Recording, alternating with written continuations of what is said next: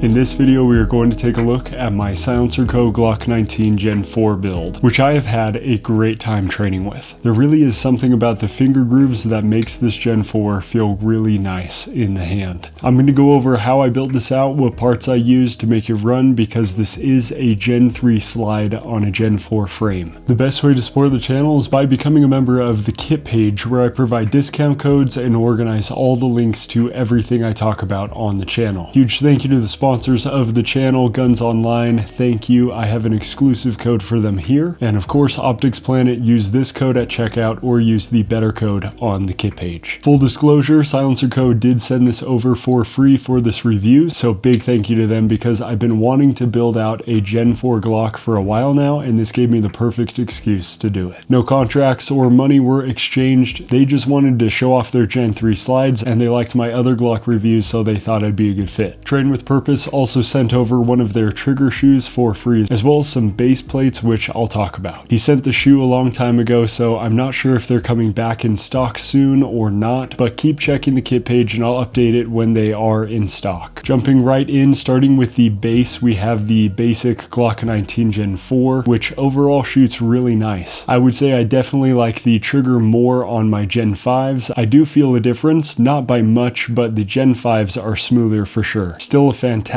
and reliable gun though, especially with the upgraded trigger shoe from Train with Purpose. This is usually one of the first upgrades I make to the Glock builds I do. They are relatively inexpensive for the improved shooting experience you get, so well worth it in my opinion, plus they look great. I didn't upgrade or change any of the stock internals except for the guide rod assembly inside the slide, and that's because I had to get a different one in order to run the Gen 3 slide. Of course, if you have a Gen 3 19, it would just be a direct swap, but because I had a Gen 4, I just had to buy a different rod in order to make it work. It wasn't too expensive though. I just went with a $25 Lone Wolf Arms complete guide rod assembly, which had really good reviews, and so far it shot really reliably. I'm only around 1500 rounds through it though, so keep that in mind. I'll make sure to make a video if I run into any issues as I continue to train with it. The slide itself is great. I'm a huge fan of the design and aesthetic. I will say I'm still not a fan of pointless porting, but I think they didn't get too carried away with it, and it's pretty minimal, which I appreciate. So far it looks good and runs well.